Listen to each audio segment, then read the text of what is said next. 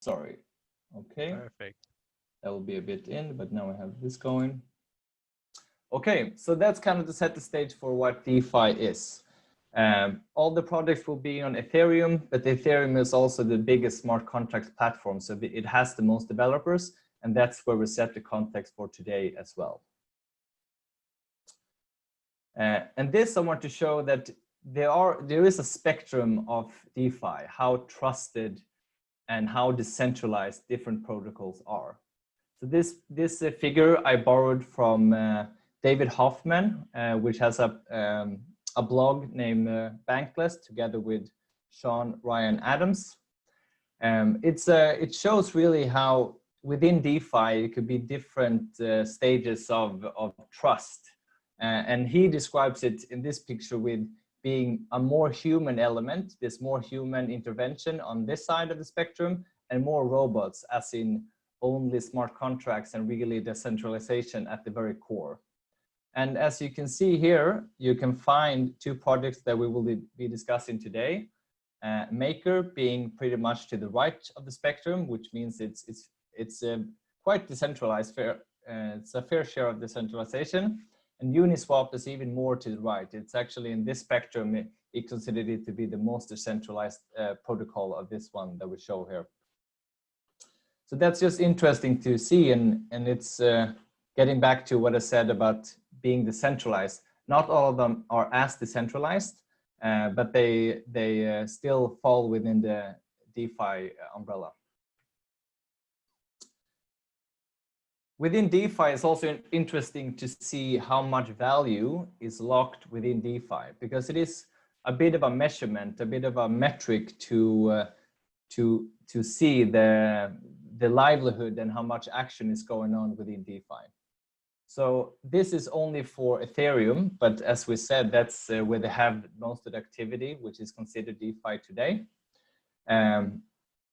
This almost is approaching 1 billion in the market cap, which is locked in DeFi.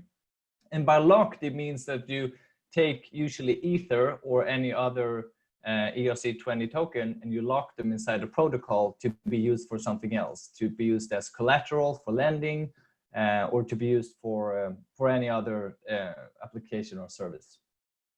And you can see here that there was a spike before the traditional stock market also had a bit of a crash, which was up over 1.2 billion. Then it crashed quite far down. That was the Black Tuesday. And then since then, it has been a steady increase, and hopefully we will see it being back to more value being locked inside DeFi. But the value is also lower because the price of Ether went down in this period. So the amount of Ether might have seen not have shifted as much, but the total value in US dollar have. So that's just to set the stage for what DeFi is, a very short intro. And now I will move on to the part about Uniswap. So Uniswap, described in 2 words, would be that it is a decentralized exchange. It's quite a bit more than just an exchange, but just for you to get a grasp for what it is a platform, a protocol where you can exchange tokens, and this is mainly Ethereum tokens. So what I will try to cover in my presentation today is what is Uniswap, to give you understanding of what it is. Then we will get into how it works, the mechanics behind it, and then some pros and cons of using a decentralized exchange such as Uniswap. So in a bit more words and a bit more telling would be to say that Uniswap is a fully decentralized liquid provider for Ethereum tokens. And now I will break this down to see this individual part, so we get kind of a good context for what it is before we move on to how it works. So now I'm back to this figure again, and this is just to show that Uniswap is considered and is very decentralized. It uses smart contracts and it's completely on-chain. There's no central authority or no company behind it. And the developers who release the code base, they don't make any money as of now from the protocol, which is also super cool and inspiring. There's also completely permissionless and open source. All the smart contracts are available online on GitHub, so you can see the code for yourself. So this is what I mean with being very decentralized. Then they say that it's a liquidity provider. And to give you a definition of liquidity, it's what I've written here, the ease of which one can exchange an asset for cash without affecting the price of that asset. So that is what liquidity is, to have this feature.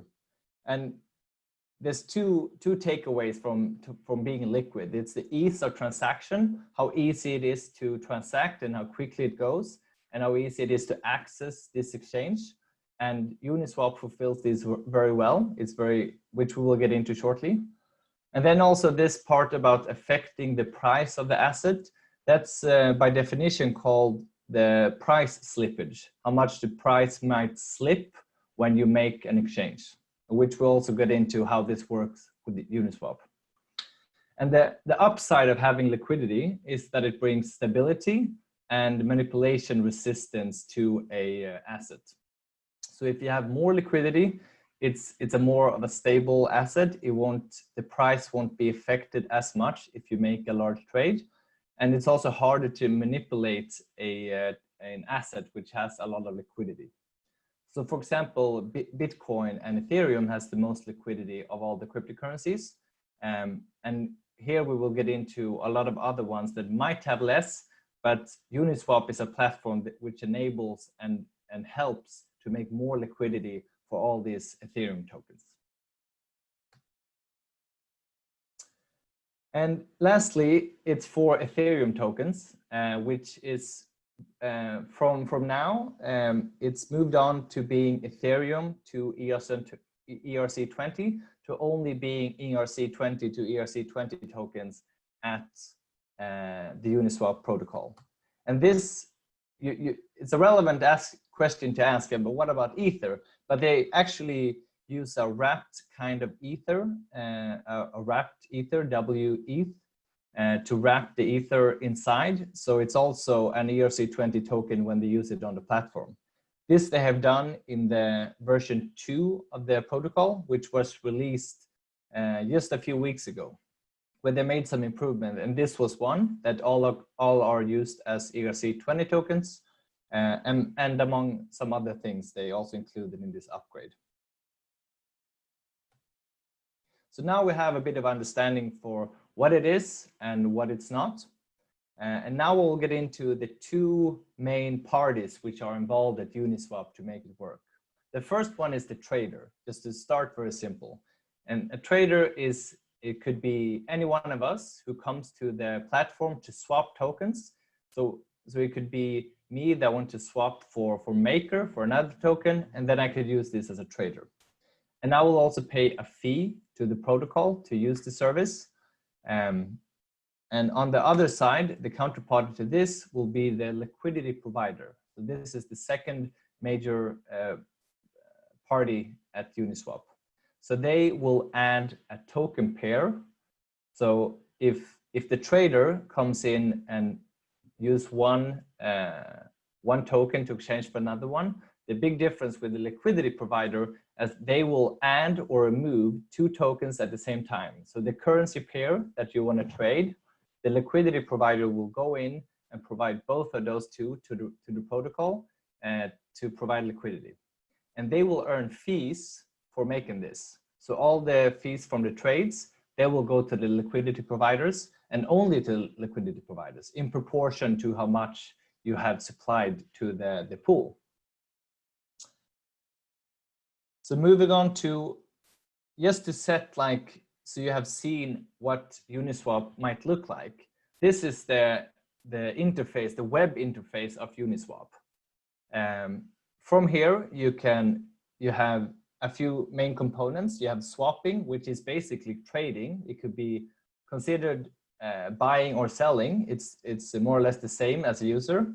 And then the liquidity provider will use this tab called pool. And then send is more or less a subset of swap, because you can swap and then send it to a different address if you wanted to. But that's the main components, the liquidity providers and the traders. You use this interface both from the web, but you can also communicate directly with the smart contract, since it is all on chain. So even if this domain would be removed or somehow go down or be dosed attack or whatever, the Uniswap as a protocol will still continue to function as long as Ethereum functions, which is also super cool. And there has been, I heard a story about Uniswap being censored to some countries, but then it was launched again using IPFS to be able to access from other countries as well, which I think is super cool by the community members. So just to show you quick how you would use it, you could connect a wallet from your browser, for example, MetaMask, which I will use in this example. So this is how a swap would look like. You have some tokens in your wallet. You insert the amount here. You get calculated by the smart contract the estimated how much you will receive in return, and then you can do swap, and you sign this transaction. You pay the gas. It's all happening on chain in a block, and then you receive the other token back. So in this example, you would receive the Maker token back, and you would lock in Ether inside the smart contract. So this is also a big difference to point out. Even though we call it a decentralized exchange, it functions a lot differently from a normal exchange. So on the right-hand side here, we have a screenshot of a centralized exchange, which has the same currency pair. A few things that we can note out here is a normal centralized exchange has an order book. So there's bid and there's ask, and then the price where they meet, the bid and ask, that's the clearing price, which is actually being sold to market price. At Uniswap, it doesn't work like this. There's no order book with bid and ask. There's just a price that's being calculated when you use the protocol. And how this works, we will get into shortly. But I will also point out another feature here. It is that the price is usually a bit different. Here at this exchange rate, it's 1.83 ETH per maker.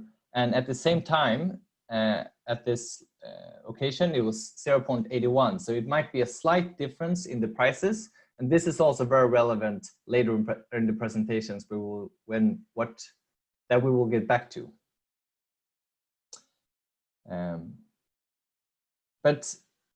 And the last example is, of course, one of these exchanges on the right, OX, is a centralized exchange, which you need to give up custody of your funds. You need to send your Ether to their address. So you don't really hold them anymore.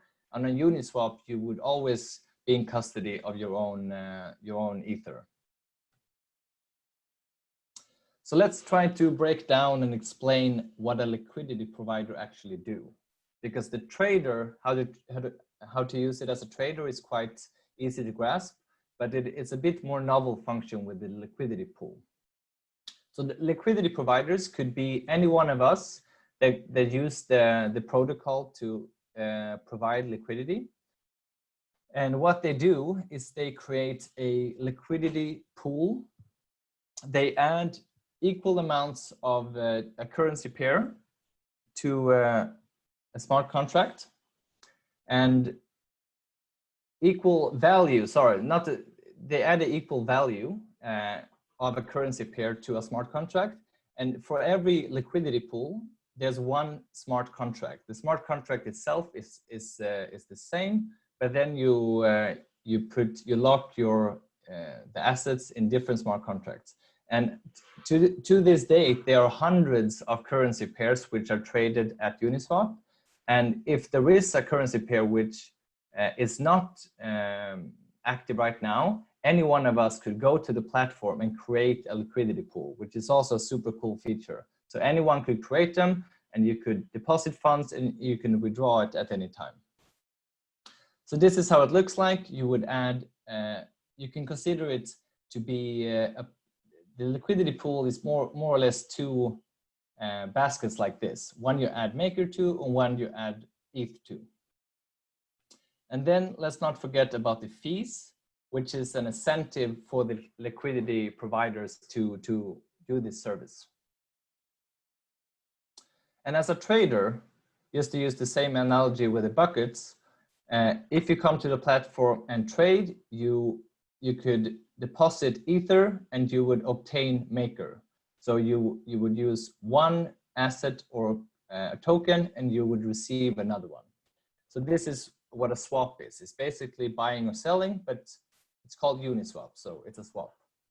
And they pay 0.3% fees for making this happen to a fee pot.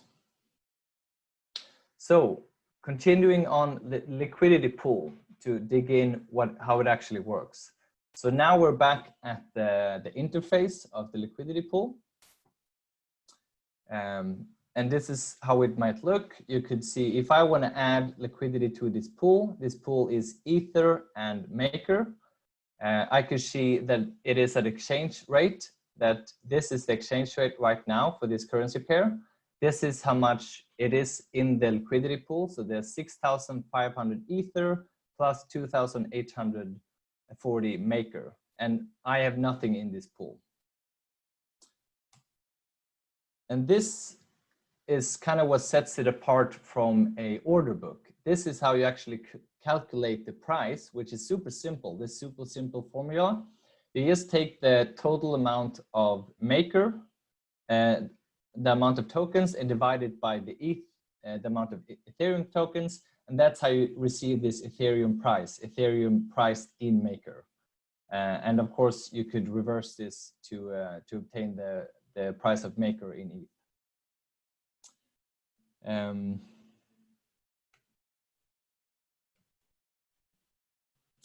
And calculating the price, if you would go as a trader, sorry, let me go back here. So if you do this, if you want to add to the liquidity like this, you would say how much you want to add, and then you would sign this transaction. It would go on chain, and you would deposit these funds into a smart contract, and then you have become a liquidity provider and to a liquidity pool. So let's see how they actually calculate the price at any given time when you want to make a trade. So let's back to this simple formula here. This is how you calculate the ETH price. And then is one very crucial addition to the formulas that they use, and that's this one. And this is just the amount of Maker tokens in total in the pool, the amount of Ether in the pool, and this will remain constant. The product of these two will remain constant in the time frame of a trade. So if you make a trade, you would, in the beginning, or the smart contract would calculate this, of course, would be you would multiply the amount of Ether and the amount of Maker, and this value will remain constant throughout your trade. This, in combination with this simple formula, will give you the price that you will pay, and the price that you will pay, or the exchange rate that you will get when you swap these tokens. So what will happen if you want to add Ether and obtain Maker? What will happen is that you will actually withdraw Maker from the pool, and you will add more ETH to the pool. So you will, by making your trade, you will affect the price by the trade. And this is what is called a price slippage. Because if you make a very small trade, you would alter this a little bit. You would alter this relationship a little bit. But if you make a large trade, you will alter the price more. So a large trade with a lot of Ether, say I want to trade 100 Ether at the same time, 100 Ether is a bigger percentage of the total ETH that it's in the liquidity pool. So I will affect the price more when I make this trade.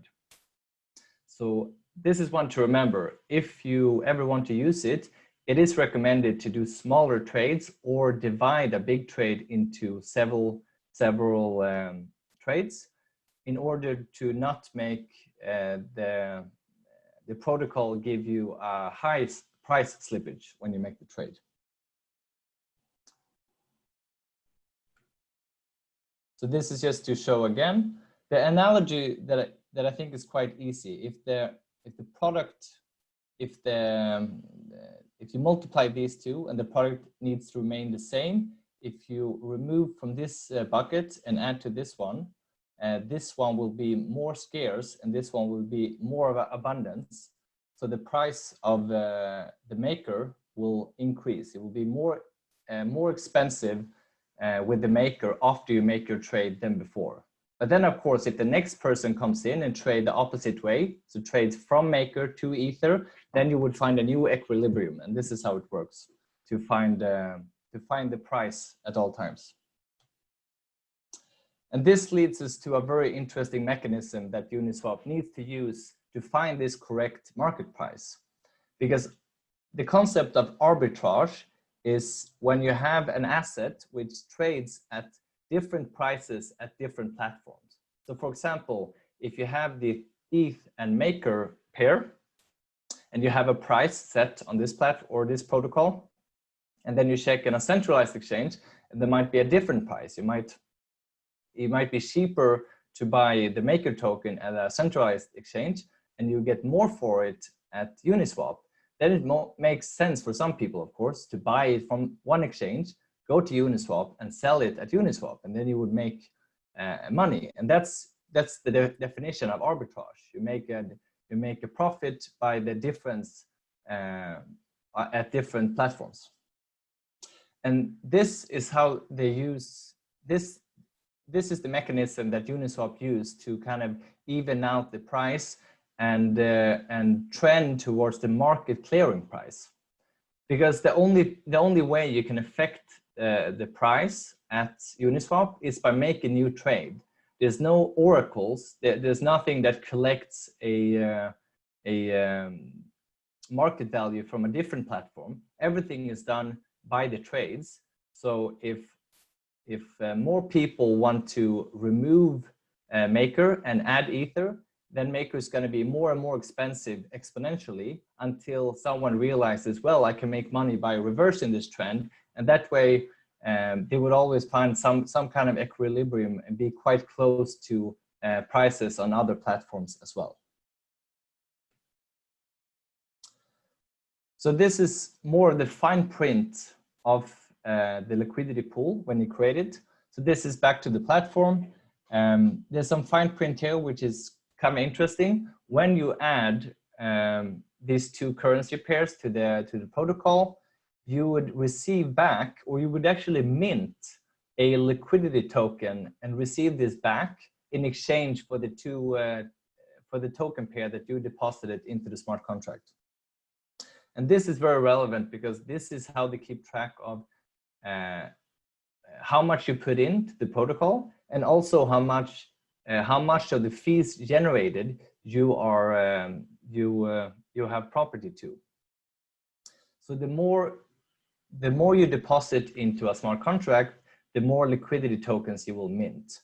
And if you join this liquidity pool and keep this for a week or a day or a year, you will accumulate the fees that are traded in these currency pairs during that time. So when you get back to the protocol and say you want to remove liquidity, so now we're at add liquidity, you can, by a click of a mouse, you can change it to remove liquidity, and you can take out, you can give back the liquidity token, which is then burned, and you will receive the ETH and Maker that you locked in. However, it's not at all certain that you will receive the same amount of Ether or Maker back, because the exchange rate might have shifted. So the only thing you know is that you will you will get a exchange rate back, but there's no guarantees that you will get more or less of one. You can't really choose this. So this is both a really cool feature, but it's also not as, you might need to get used to this mechanism because you're not sure that you're going to get the same amounts back that you put in. But you will, however, get a share of the fees back as well when you exchange the liquidity token. So now we'll go through some pros and cons as a user. From the user perspective, using Uniswap, the really big pros, as I see it, is that it is decentralized, it's completely decentralized. You can use it from both interact directly from a smart contract, and you can also use this web interface that I showed. It's non-custodial, so you don't give up any of your funds. Doesn't leave you. You actually are in control of them at the whole time, and you can swap more or less any Ether and Ethereum tokens, which is super cool because it has it's a very big volume of, or a very big number of currency pairs that you can trade. The downside is that you pay slightly higher fees than you would on a centralized exchange. You pay 0.3% fee per trade. On a centralized exchange, you usually pay between 0.1 and up until 0.3. But then adding on the gas fee for every transaction, which today is quite high actually. It's so much activity at the Ethereum network. So yes, the gas fee will add up quite a bit of the total fee that you will pay. So unless you make a fairly large trade, or if you think that the upside of using a decentralized exchange outweighs the fees, then it might be cheaper for you if you're only looking at the price to use a centralized exchange. Then another downside that is not suitable for large trades because you would affect the price too much. And you have to split it up into more smaller ones. So, and for the liquidity provider, the second party, you can use this to almost like a passive income. If you have cryptocurrencies, you can exchange it to obtain a currency pair. You can then lock it in to a liquidity pool, and you can take part of sharing the fees that are generated in this pool. And I think that's super cool.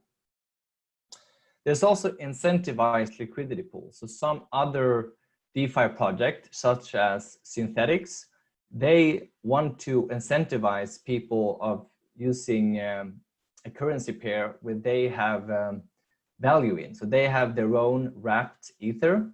So they want to have a big liquidity pool because it benefits their protocol. So if you lock it into one of these liquidity pools, you get an extra fee or extra payout from the Synthetics network as well. So there's different layers of fees that you can collect if you dig in. Then it's also super cool that you can provide liquidity for assets which might not have too much liquidity otherwise. If you would take the option to list an asset on a centralized exchange, they usually have a fairly high listing fee, sometimes several $100,000s.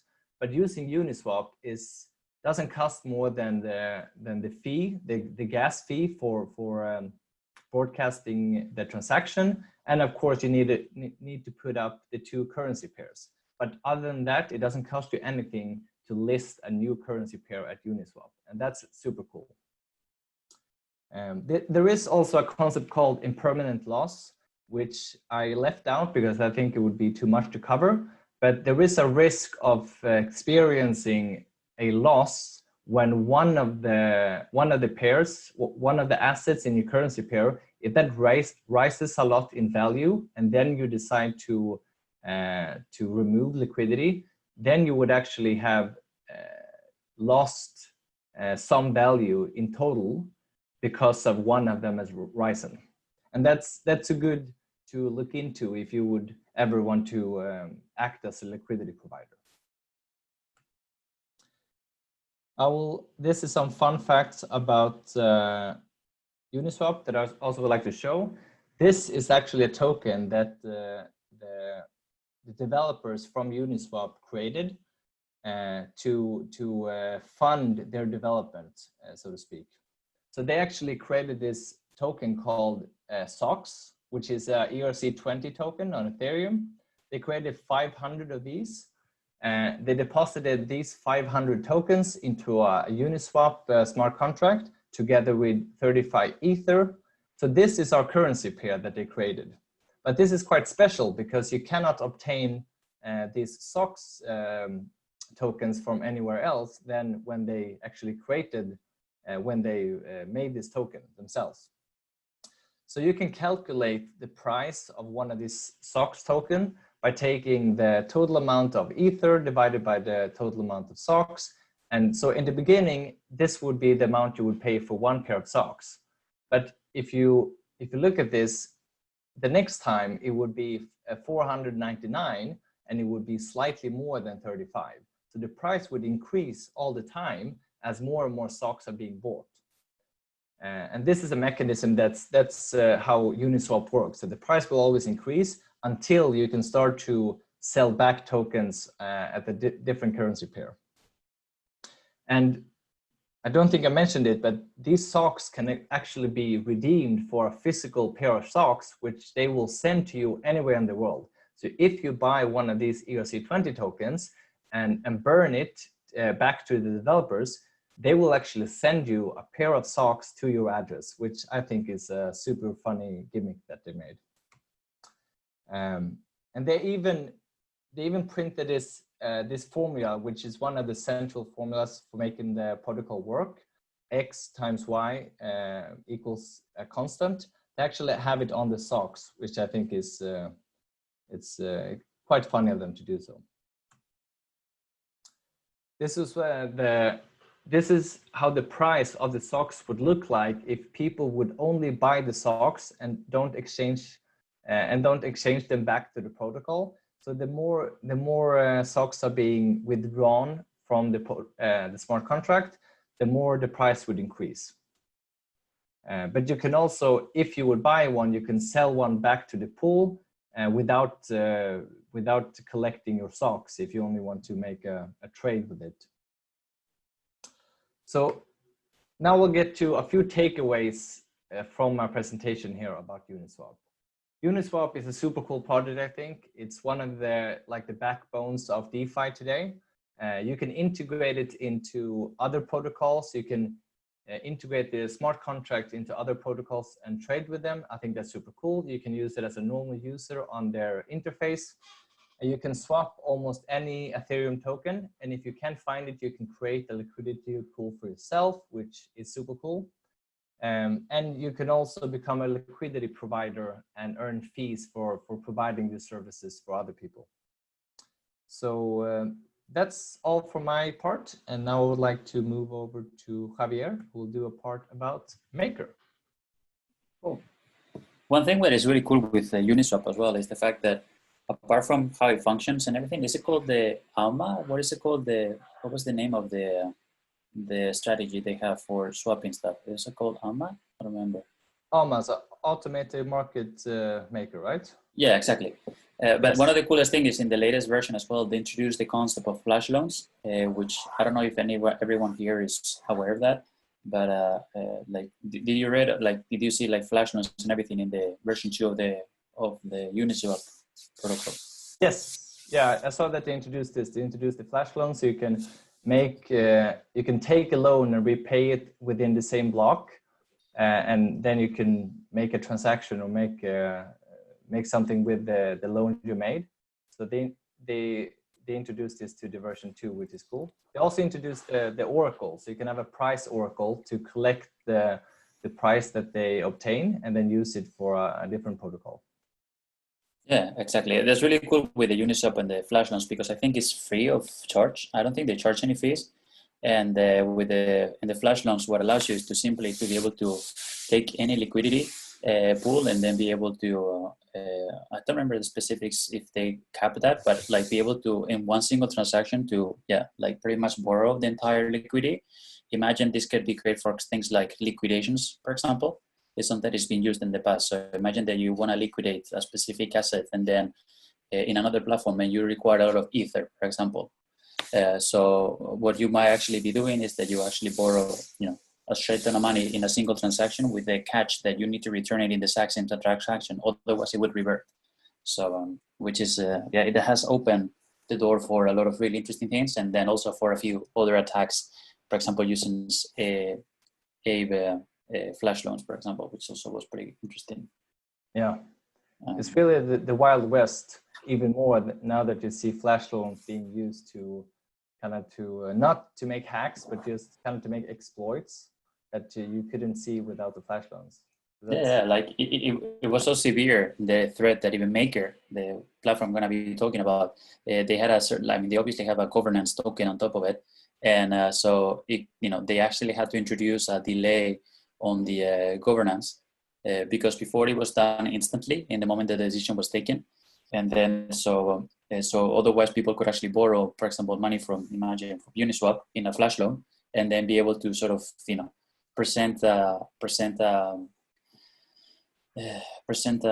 what's it called, a proposal and be able to vote it, with all this gigantic amount of maker tokens, and be able to sort of hack the governance of the entire platform. So they had to introduce like these certain changes, which it was really cool as well, because but that's maybe a subject for another topic as well, because I was talking to the developers from Maker doing this, and introduced a new challenge for them. It was the fact that when doing that, you needed to do a time delay, and you cannot expose the code that you're going to deploy, because otherwise people could actually sort of, for example, if there is a deadlock, a time block, for example, for a few hours, people could actually, with the changes that are going to be happening, they could actually reverse engineer those changes and be able to actually alter certain things. Mm-hmm. So they had to find a way to be able to deploy code on the dark without you actually seeing in the moment of the lock, and then still be able to schedule to be able to, they had a specific name for it, but it was also pretty cool. And all this was happening through, and this will be possible, for example, with things like Uniswap and their loans and flash loans, everything. Yes, it's super exciting. Yeah, and cool.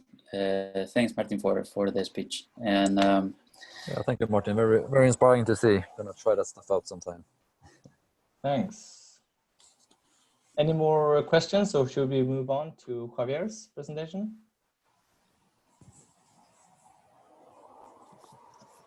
Then we will move on. Cool. Let me. Hold on. My computer just froze. Yeah. Hold on. Okay, so. Let me see.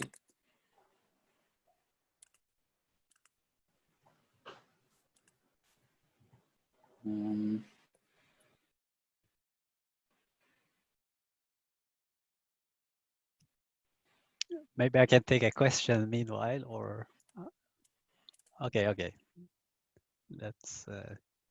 No, take a question, please. See, no worries. I mean, of course, yeah, we have I plenty was of time. gonna ask about this liquidity token. Is it like, does every token have its own liquidity token? For example, you mentioned VF. Yes. As far as I remember, when I tried, you get a specific token for the currency pair or that is listed. Yeah. All right. Because I realized that Uniswap is kind of very similar to Kyber. It's like they also have like liquidity providers and stuff like that, but they also have their own token, which they call KNC. So it's like a similar solution, but you can earn KNC somehow, which is like their fees somehow. I do think it's super cool that Uniswap decided not to make their own token. When almost all other protocols make a token, they decided not to do it, and they don't earn any fees as of today. I think that's. I think really they left the door open for that. Yes. So I think in the contracts they left the door open for people to earn some fees. They can add it for sure, but so far they hadn't. So I think it's inspiring to see those really. They feel like they want to make really good services and not just make the most money, as some protocols might do. You said that the fee was 0.3. Yep. I think the fee on Kyber is like moving more because it's like you're earning KNC, which can have a different price. So yeah. Okay. So that's a difference. Yeah. Cool. Thanks for the question. That was relevant. Cool. Do you guys see my slides? Yes. Yeah. Another question is like, how do Uniswap earn money? Selling socks. I think that's how they Yeah. earn money so far. I mean, they got funded as well. So, for example, the EF, the Ethereum Foundation, they found them as well a while ago, and they've been like also like there's been contributors and everything like giving money to them. So there, at least back in February, there were only 5 people. Yep. Now I don't know. Wow. So That is super interesting that they are not even taking some of the fees or anything like that. They might add it, but so far they haven't. So maybe the grant they get from the Ethereum Foundation was substantial enough to get going. Cool. Cool. Let's leave over the stage to Javier. cool.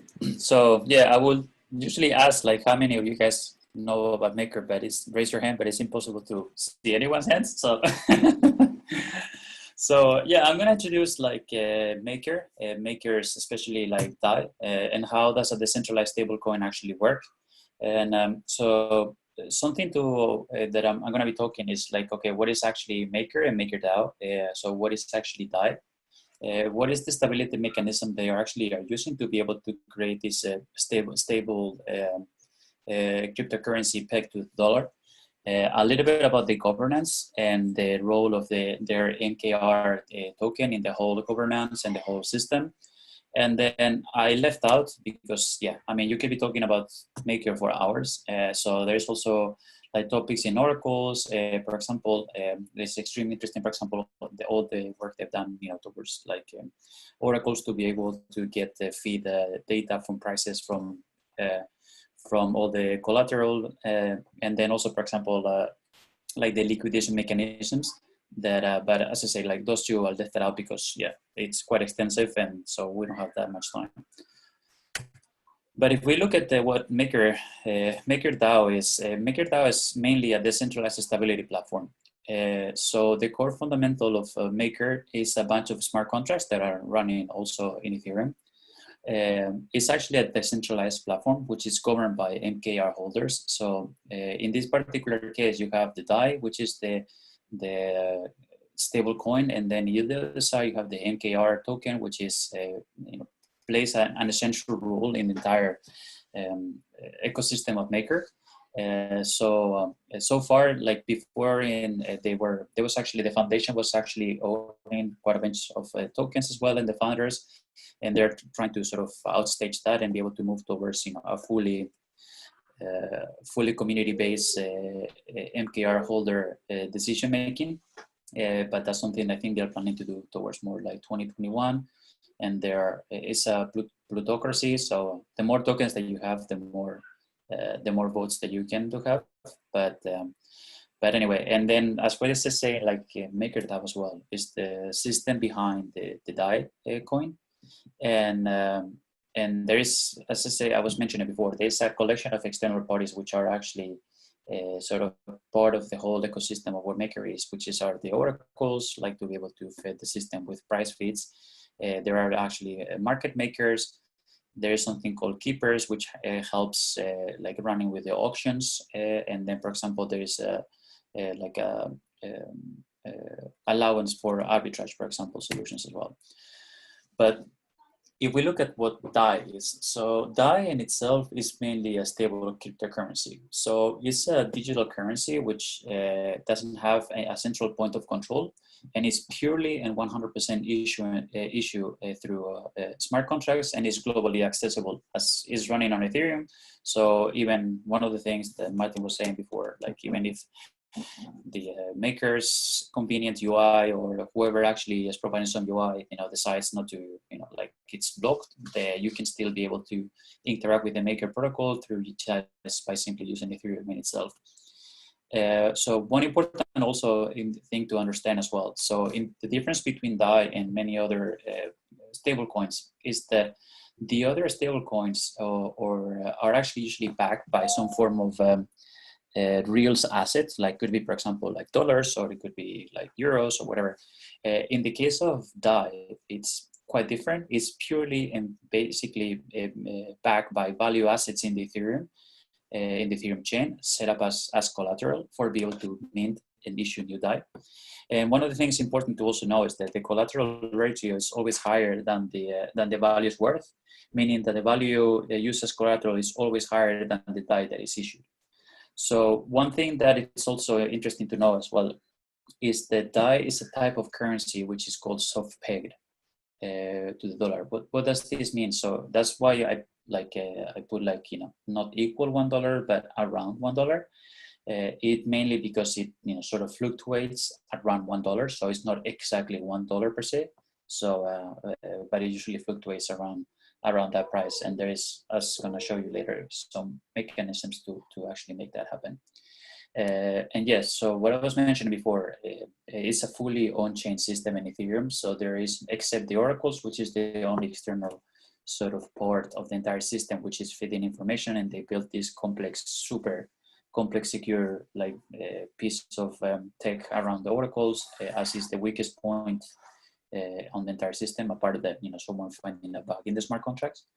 But everything else is actually fully on-chain system. And then also something interesting to know about DAI, that it follows the popular ERC20 token standard. One cool, interesting thing with DAI as well is that if you never heard about it before, DAI has become the cornerstone for Ethereum and the DeFi movement. So Maker is actually one of the oldest projects in the space. They started running long time ago, before even DeFi was a word, and that has sort of positioned itself as pretty much as the fundamental enabler for many of the other things that are happening right now on the DeFi space in the ecosystem.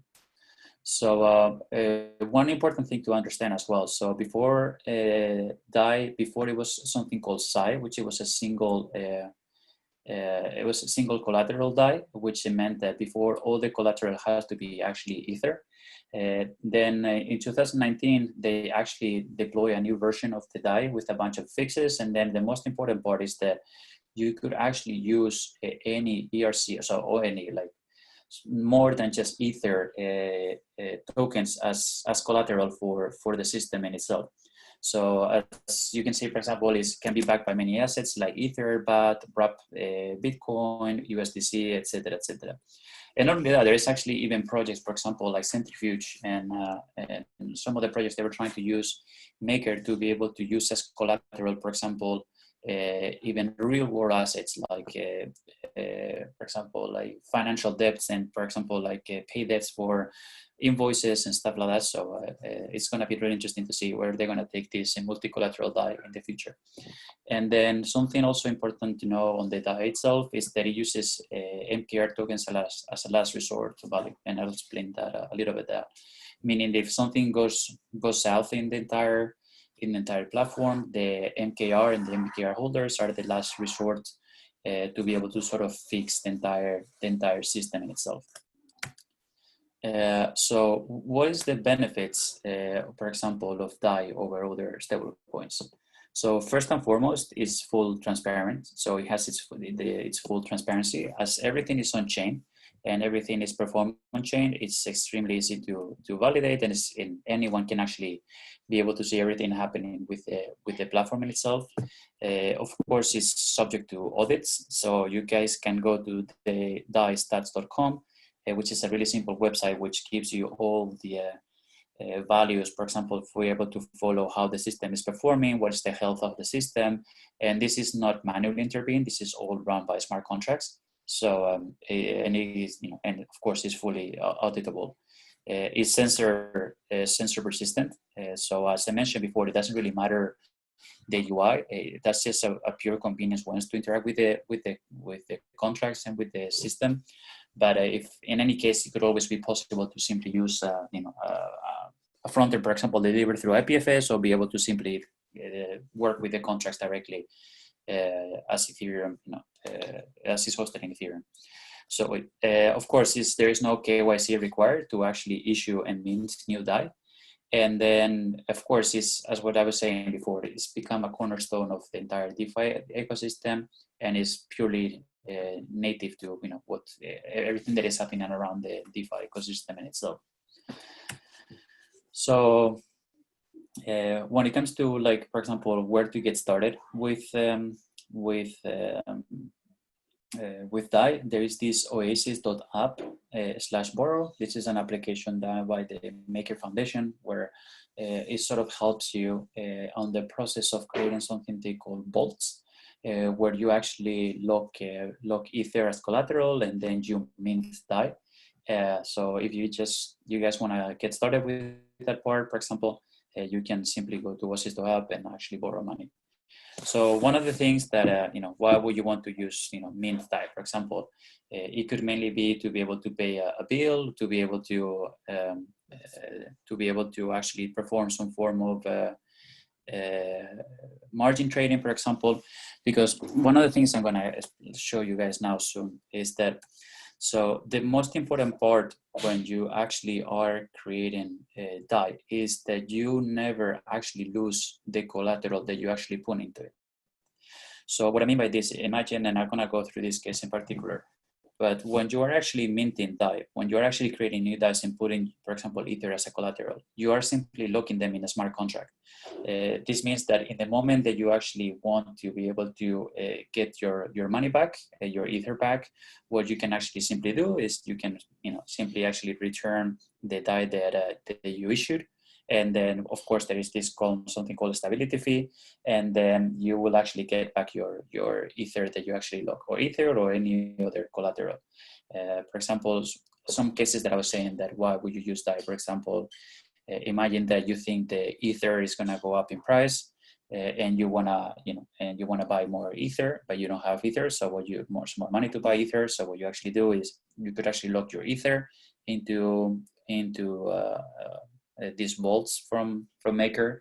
You can actually issue new DAI, which will be assigned to you, and then with that DAI you could actually purchase more Ether, and then you could actually take that Ether and lock it into. So as you guys can see, you can actually do a form of decentralized margin trading.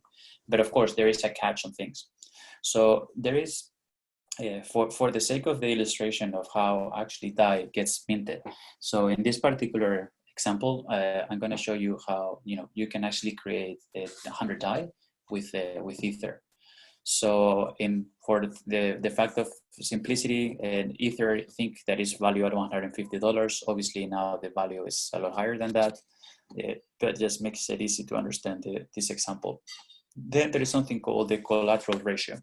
So when you try to issue and mint DAI, there is a minimum requirement of a certain DAI, a certain Ether, that ratio between Ether and DAI that you need to be able to uphold.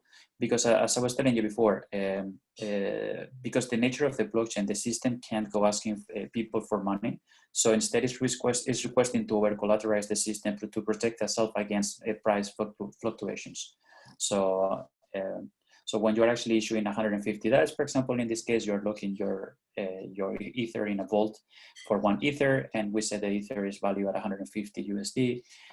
You will be able only to create as much as 100 DAI. Of course, there is something that is also quite interesting, because, for example, if this will be the case that you do exactly, for example, 150% collateral ratio, and this value is actually controlled by the Maker Foundation, so by the Maker token and the governance. So this collateral ratio, stability fees, all these different values can actually be changed through governance and through requests. So people can do a proposal, and then the MKR holders would actually vote for that proposal, and then it will apply those changes. So they do they run things on a daily basis. They like to do community meetings every day. They talk about the stability of the system. They talk about, they have a risk committee group talking about how they should adjust their values and change those parameters to be able to make the system more stable, or more attractive, etc., etc. And then, and one of the things that I was also talking about as well is the stability fee. So once you actually lock Ether in these vaults from Maker, it's not absolutely free. I think now the stability is to 0, from what I remember, but it can't actually, it can't be negative at this stage, or 0, or no. So yeah, it cannot be negative in the cases. And with the stability fee in itself, it's a way to sort of finance the system in itself. So and they be able to compensate the system for you to be able to mint, DAI, and borrow actually money through the system in itself. So, for example, one of the things that I was telling about before, so if the system is exactly, for example, in this case, is saying the collateral ratio of a minimum has to be 150%. And in this particular case, I say, okay, I have 1 Ether, I want to generate 100 DAI, and then the Ether is priced at $150. If, for example, the price of Ether would actually go to 149, your collateral ratio will be under collateralized, because now you are not following under the minimum of 150%. So your vault is subject to something is called a liquidation. So meaning what it will happen is that someone can say, hey, this vault is under collateralized. It's going to trigger a liquidation process, which I'm not going to go through today because not enough time. And then what it means simply is that you would actually, someone will start waiting for the money on your vault, and then the system will try to gain as much as money possible from that liquidation created, and then we'll return some of that money back to you, and then we'll pay also the liquidator some of the money that it might actually, so it will pay, to the winner, for the price that they actually decided on the liquidation auction, or the value they're going to get in. And if the system has any surplus, it will actually store it in the system in itself for doing some other things.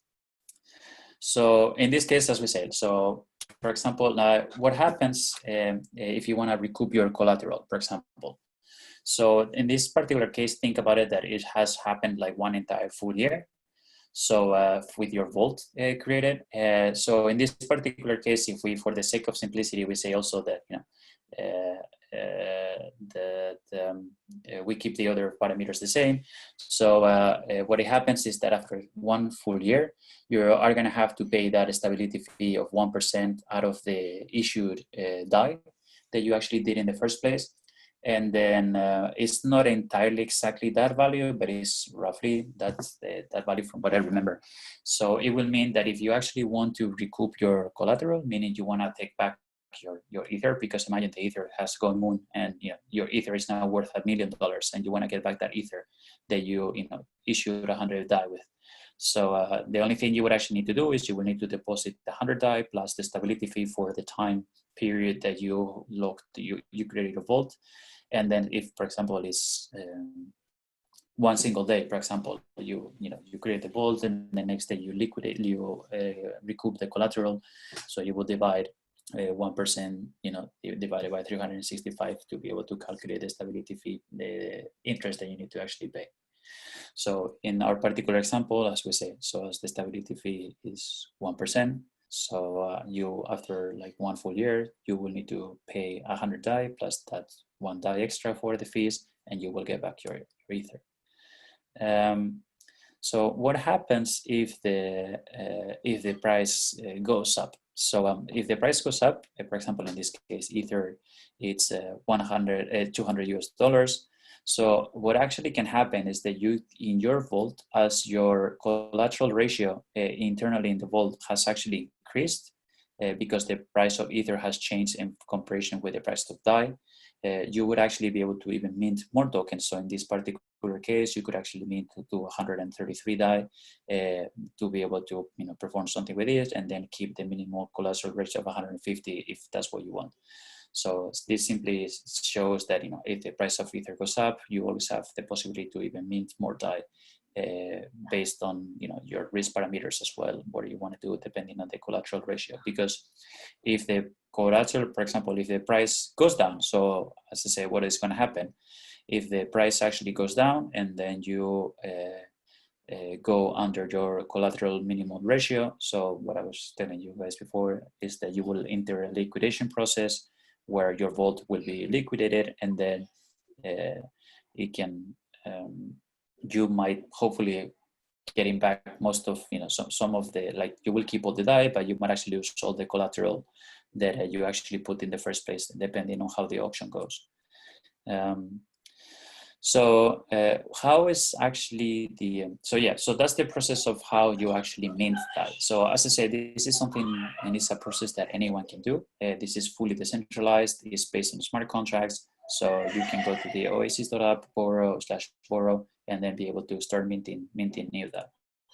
So so how is the stability performed? So how is actually DAI be able to sort of control the price of DAI in itself and the peg in itself?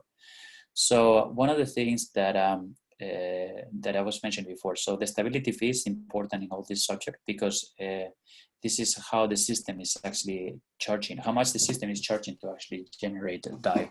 So out of all the profits that the system might be actually making through maybe the auctions for liquidations, or the fact, this stability fees that is charging people for be able to issue new DAI, those profits gets increases the system surplus. So the system accumulates that profit, and then with that surplus, it would actually maybe pay some debt if there was any. For example, why would it be any debt? If we look at the Black Tuesday, there was actually a few months ago.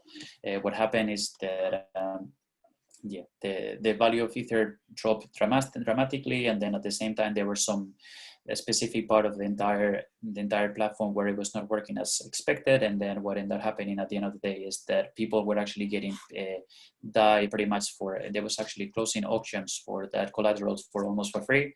So what ended up happening is that the system itself accumulated $5 million in debt. So if that would actually happen, so all the profits that it actually has been collected by the system would actually aim towards paying that debt. Or, for example, also buy and burn MK or MRK tokens, for example, if that's also the case. So in that particular case, benefits the MRK token holders, which are participating in the governance and used as a last resort, sort of to increase the price of the MRK. And then also it would actually pay for the DSR, which is called the DAI savings rate, which this is simply a way for people to, so all the things that I talk about, the vaults and the issuing of DAI, that's sort of like the part of the offer of DAI. And then, so they try to incentivize the people actually issuing DAI through changing those values and everything. And then on the other side, for the demand, they created this DSR, which is like a simple way for to be able to lock your Ether into your DAI into this DSR contract, and it would actually give you a return for that DAI that you actually got locked. And so this actually the money that is making from the system from these stability fees will actually go to pay that DSR. So just to make it simple, if the DAI price is above $1, the drop will so the stability fee rate will actually drop, and then will be actually cheaper to mint DAI. So many more people will be incentivized to actually mint a new DAI at a much lower cost. And then if the DAI price is below $1, then they would actually increase the stability fee, and then it would actually make more money, for example, and be able to incentivize people to close the dead positions to be able to burn DAI, and then to be able to increase the price of DAI in itself. So as I said before, so the DAI savings rate gain DAI with a fixed rate in a variable time. So the current rate is 0. So before everything that happened on that Black Tuesday, so it was around 8%, and then because of everything that's happening, and because the current ecosystem of financial ecosystem and everything happening around it, the governance decided to leave it at 0%. So there is no extra risk involved apart from dealing with the system itself, because there is no external parties involved. There is nothing intermediaries. You just take your DAI that you purchase or you mint, and then you just lock it into this DSR smart contract. Then there is no lock, when it means that you can actually enter or exit the DSR whenever you want and as much as you want. So you're completely free to be able to exit your DAI from this day savings rate whenever you want. And one of the things that it really does, this day savings rate, is to really help stabilize the DAI. Because at a higher rate, more DAI than the DSR, it means that the liquidity gets reduced, so there is less liquidity because more of that DAI is not circulating in the market, and then it's actually locked into the contract. And then at a lower rate, there is less DAI in the DSR, and then people will actually take that DSR and put it into liquidity pools, for example, to be able to perform trades, for example. So it will actually add liquidity into the system in itself. And then the last part before I finish with this is something to also really understand with Maker is the role of the Maker token that actually has on the governance. Because as one of the things that Martin mentioned before, Maker is not fully decentralized as per smart contracts, because there's a governance level which needs to be able to change certain variables and everything, through this sort of voting. So that's why it's not fully decentralized in itself. But yeah, so for example, what kind of things can the governance actually do and the MRK token holders? So you can actually go to Uniswap and get MRK tokens. Before it used to be quite difficult to get them, and they used to issue them for people in the community, but now you can just buy them in Uniswap, and you can participate in the governance according to how much tokens you have. So they can actually for example, add new supported collateral types into the system. So before, as I said, it was only Ether. Now there's a bunch of them. So through governance, they can actually decide which ones to add, which ones to remove. The governance can also have decide on new Oracle sources.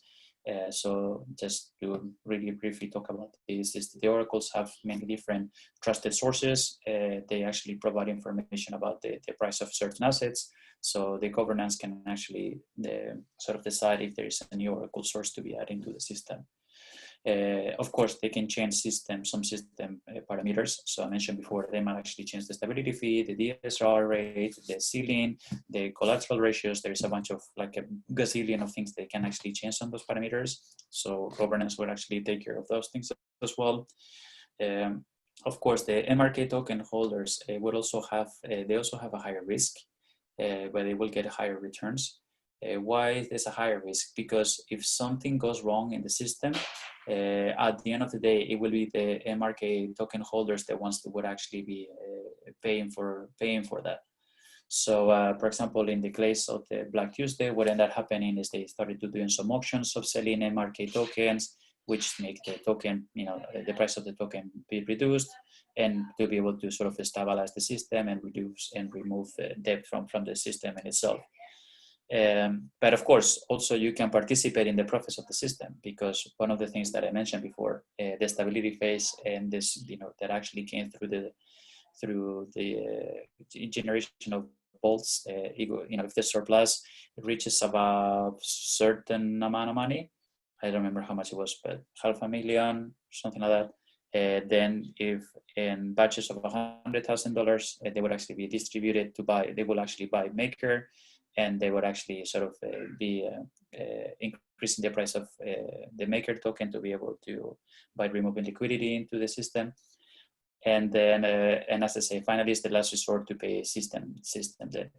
So if you ever, want to create a vault, or you want to issue some DAI, or you are using DAI, or you're using any form of Maker system in itself, just to make sure that you remember that, there's a governance aspect to it, which can control certain, crucial parts of the system. So that's something that you have to be aware of when interacting with the platform itself. And then, as I mentioned before, there is other bunch of things, like from oracles to real world data feeding into the smart contracts. And one day maybe we can go through their oracles and and how the system works, because it's super interesting. Like how the vault liquidations actually function. So if your, as I was saying, if your vault goes under collateralized, how that actually gets liquidated and that the process. Which is also quite interesting. And then also finally there's certain types of auctions, both for the liquidations of the vaults and then for system auctions, for example, like the one time I said before regarding debt auctions, for example, to reduce the debt of the system in itself. And so kudos to Mariano Conti. He's the head of smart contracts in the Maker Foundation. So a lot of the slides that I've been talking to you guys is actually been taken by some speech that he actually gave in Mexico a few days ago. I just saw it and it was quite comprehensive and easy to just bring it up here. So if you guys want to follow on Twitter, his handle is nanexcool, and he's a awesome guy and a brilliant mind, and highly recommend you if you want to learn more about Maker and the DeFi space and DAI, etc. Like follow this guy and you will not regret it. And so that's it from the Maker perspective. And so as I say, I didn't cover in depth the whole platform because it's a pretty large platform and it can be actually quite complicated in certain parts. So we could be talking here for hours. So just wanted to give you a brief overview of what Maker is and how it actually functions to sort of stabilize, the price of the cryptocurrency in itself. And thanks. Thanks a lot, Javier. Great talk. We have at least one question that we can start with from the chat. One of them is from Timmy, and he asks, if the government want to make the stable coins illegal, how will that affect the DeFi space? So the thing is that in reality, they can't enforce it, right? So Ethereum can't be shut down unless you shut down the internet. So the only thing they could do is they could go, I would say it depends. For example, so in the case of Maker, it's a bit funny because like there is like a foundation behind, but they're actually planning to remove it completely. So it will be so there will not be legal entity behind that specific project. But for example, in the case of Martin, like with the case of Uniswap, it's fully 100% controlled by smart contracts. So it doesn't matter if the government's declared this illegal, you will be able to still use it if you want to. Another thing is that you don't follow the rules, the same that you can just avoid taxes, and if you want to, but they can't actually stop, stop you from using it if you actually know and you have the means to do it. Yep, I think that makes sense and it's correct. However, I would like to add, if the government want to make it difficult to use cryptocurrencies, they can. So for example, you need, as you mentioned, you need to tax for every interaction you make with a cryptocurrency here in Sweden. So if a merchants want to be able to be paid in a stable coin, they need to make a taxable event and bring this up on their tax report every year. So it's not considered money in Sweden, it's considered like an asset, which makes it much more harder to use as money. So even if they don't make it illegal, they can make it really unreasonably hard to use as payments, for example. And and then, for example, I see also, Anders, you also ask what is actually mean to lock Ether. To lock Ether, it means that you actually take your Ether and then you will actually put it in a smart contract. And then you effectively can't use that Ether until you actually take that Ether and remove it from the smart contract in itself. So that's what it mainly means to actually lock your Ether. So if you for example, lock the ether in a vault as a collateral, you don't no longer own that ether. So you own the vault, which the vault owns the ether. So for you to be able to actually move that ether, you will need to be able to close the vault. And to be able to close the vault, you will need to pay the debt plus the stability fee. When the moment that you do that, they will give back to you the ether that you actually locked. So I hope that answers your question. So, but another following question to that is the ether that has been locked in. Does it have a does the value of the ether follow the market during that time, or what? I mean, it's just ETH, right? So if ETH goes up and down, it doesn't care for the smart contract. The smart contract only cares about the ETH, that you're putting. So how much ETH you're putting. So if in that particular time, so what I was saying, for example, the system in itself will care because for specifically what I was mentioning before in this particular slide here. So the collateral ratio. So for example, if the price of Ether actually goes down in the system, and that's why they have all these oracles to be able to sort of control what is the price of Ether. So funny enough, they could actually go fully on-chain if they would use Uniswap, which is quite interesting. But if, as it is right now, the reason why they track the price of Ether, for example, is to be able to understand what is the collateralization ratio of the whole system and all the vaults in it. So if the price of the Ether goes down, then it would actually start like all those vaults which are under the collateral ratio will open up to be able to be subject to liquidation. So the system can recuperate, that collateral to be able to sort of stabilize itself. Okay, thank you. I understand. Yeah. It's one of those wonderful, magnificent projects that it's such amazing that actually managed to happen. It's extremely interesting. It's like so many moving parts in this MakerDAO thing. It's like so many exploits you can do if you know where to target. The funny part is, it's been running for years, and it's been pretty much like they never had an issue with that.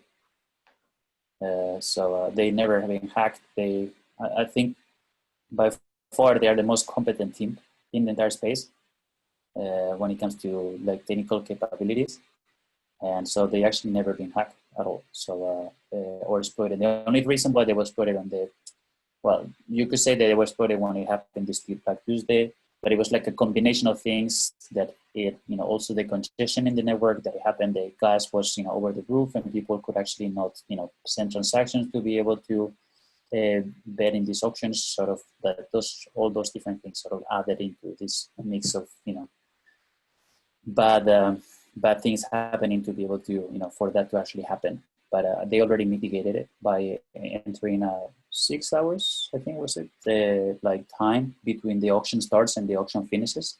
So so there will be enough time for people to be able to put the transactions on chain to be able to bet on those auctions, for example. Yeah, and you mentioned about using oracles as sources and fetching data from external sources. What if I manipulate the sources? Are you using multiple oracles all the time to secure that, or how is it working? Yeah, so they actually have a bunch of different source providers. So trusted source providers. So every single provider of the feed provider actually needs to sign every single transaction, and there is every single data they're actually sending into their Oracle systems. So in the case that there will be a big discrepancy between two of them, and one of them is trying to manipulate, they actually compute, they have many different sources at the same time. So they could actually say, okay, you're sending us wrong data, and then they will actually penalize that, that feed. And then because they actually pay those feeds as well. So those feeds are incentivized to be able to provide, good, accurate data. So, and then as you say, that, to be able to sort of try to make this as secure as possible, they have a bunch of different feed providers. So they will need to all of them collide at the same time, which is quite unlikely. And then also they have other mechanisms as well. So they have some security layers, and then they have some form of They have another security mechanism where, from what I remember, I think it's like for be able to change the price.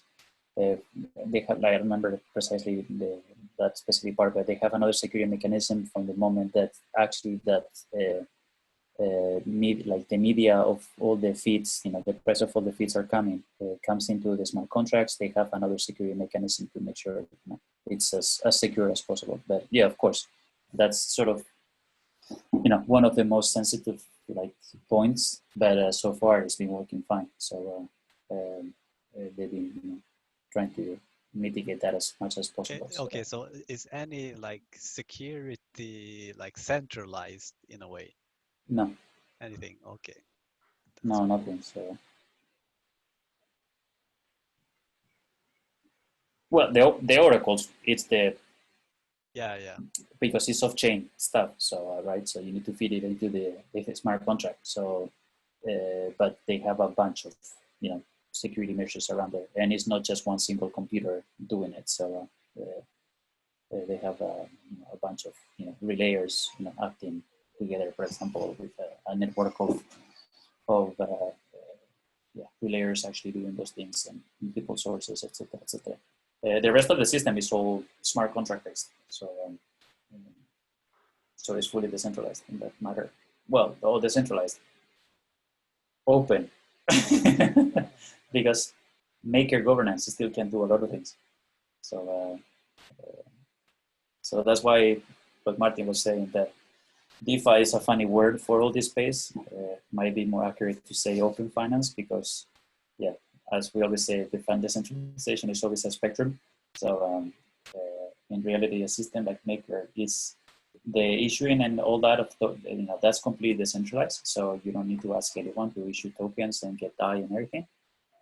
That's completely decentralized. But the governance aspects of the platform in itself, it's that's can seem as a central point of control, or not even central, because their aim with the Maker tokens is to be able to make them as available as possible. So the more people have those tokens, the more distributed out, then the decision making, it will be more evenly distributed. So there will be less less likelihood that like certain small players with a gigantic amount of Maker tokens will actually be able to pollute, to be able to change certain values in their favor. So and if they say they do so, also they have some mechanisms to be able to shut down the entire system. So if they actually see fit for that happen, and not talking about by Maker Foundation, but as a Maker holders, they can actually do that as well. So to be able to, if they see any malicious activity happening, they have a bunch of hours to be able to propose shutdown of the system. Okay. Is it like any plans to remove that shutdown switch? Not that I know, I think. Okay. So I think it's less as a last resort. And what I mean is the shutdown is not done by one single token holder, but also it requires a bunch of I don't know, I think it was 50,000 okay, it's like tokens. A voting mechanism. Yeah. Yeah, exactly. And what the shutdown, what it does is mainly it just sort of settles everything. So it's not that takes the money, puts them in the wallet of the founder. So is that would be quite funny. What it mainly does is actually sort of closes all the positions and all the balls, and then be able to sort of settle all the different parts of the system and turn itself off. So it's not like you will lose all the money, just the things you might not get all of it. So, what would you say is the biggest incentive to own a MakerDAO token? I know that you can vote, you wrote, and yeah. So what's the biggest incentive? The voting, it's my particular. I mean, this is my opinion. I think the voting it's quite irrelevant, because many of the votes, unless you have a hell of a lot of tokens, and then you want to be active on the governance, for example, deciding in the risk group, going to the talks, deciding on stability values, etc., etc. It's quite a pain. I actually met the guys from for example, some of the guys investing in the project when I was in San Francisco, and they said that, look, they are one of the largest token holders, and they never participate in governance because they just don't have the time to be able to go through all the different details to be able to make an informed decision towards how to change the stability fee, for example, fee parameters in the system itself. But when it comes to actually governance, I think there's two, is because the entire system is created towards incentivizing and maker token holders by providing, for example, as I said, distribution of stability surplus, or and then be able to sort of burn maker tokens in case of needed, for example, to be able to sort of increase the price and remove liquidity of the tokens in itself. I think that's an important point you say there last, that they actually burn maker tokens. So it's a deflationary currency. So if you own maker and they burn more over time, the few makers that exist will be more valuable because less exist. So I think that's also an incentive just to keeping maker tokens. If you believe that they will be more and more burned in the future, they will be more scarce. I don't know how fast the deflation is. Is it any fixed percentage, or is it like? No, they burn it for this mechanism. Maybe you know more about the actual burning mechanism, Javier? I think they do it only on the auctions, from what I remember, like these auction debts. So it's not that common that happens. But I think in general, the way they actually do it is they, as you can actually have it brought in here, that is there is too much gains in the system, the gains will be used to actually buy tokens. So they would actually use DAI to be able to purchase. So they would actually, get the gains of the system to be able to actually purchase MKR tokens to raise the price of the token itself. So the more the system is being used, the more stability fees they're actually collecting. The system will take those stability fees and will actually purchase more tokens, therefore raising the price of the token itself. I think from what I remember, like the burning of the token, the maker token, it only happens in a really, really, really specific case. So, but I need to remember, because the auction part of the debt, it's I told you there's many different types of liquidations and auctions, and that one I don't remember the specifics right now, but it's easy to check out anyway. I also just want to take the chance to tell everyone that now everyone can unmute if they want to join into the conversation. You are free to do so at any point, and very welcome to participate and place any more questions if we have any more.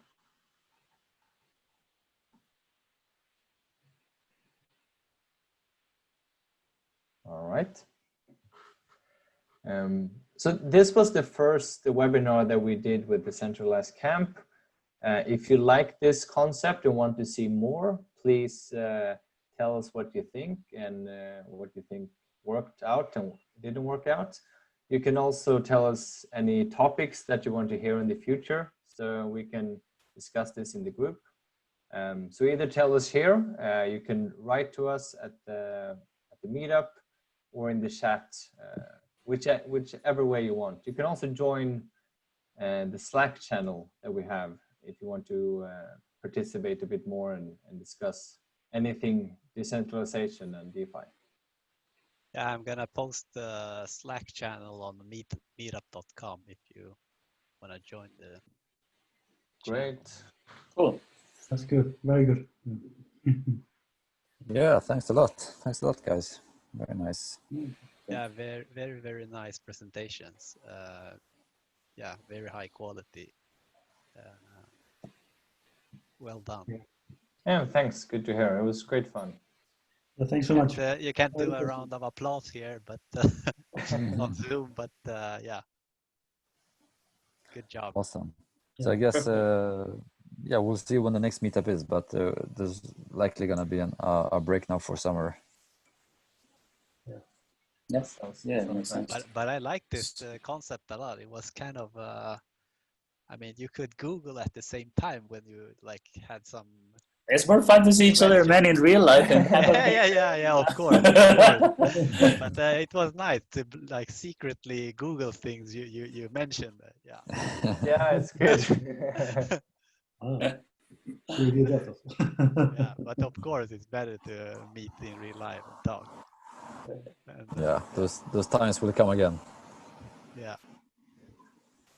And I'm Alright. thinking that we can scale this up with doing it online from time to time. Yeah. Mhm. Rafi mentioned the e-krona again in the chat. So I think that's a topic that many people want to hear about, including myself. So that will be interesting for the autumn. Yeah. To, Yeah, I think so too. Maybe Sylvain, Agree, yeah. if you're still there, Sylvain, maybe you want to fill us in. Well, I mean, it will be for Riksbanken to actually speak up and do a presentation. As I said, I'm indeed working on it because it's a good project and it's actually, meaningful all over the planet because it's basically the same problem everywhere. So, yeah, I mean, I'm willing to say a bit more about it, but I think it's actually of interest if Riksbanken can actually present, where they are in their thinking. So we will have to try to push for that. that would be Great. amazing. So. Maybe you can give us some leads on people we can grab onto. Yes. So, yeah, after the summer, I will actually get back to them. And indeed, yeah, maybe we can try to schedule something from the few people I have met at Riksbanken, and so schedule something so that one of them can present where they are. oh, great. I don't know where I don't know, but at least I know a few people. So of course, maybe we can try to schedule, but it will be definitely after the summer. That's for sure. Yeah, absolutely. That sounds very interesting. Very interesting. Awesome. Okay, perfect. I think Right. Yeah, I think we I are need to done. call it for the day. Yeah. Yeah. Yeah. Uh, Thank you so much. See ya. I yeah, guess. thanks guys for all of you guys joining, and Thank you. Thanks a lot for joining in, guys. Have a Thanks, nice guys. Bye. Take care. I Bye will bye. close the room. Thank you and see you next time. See you next time. See you. Bye.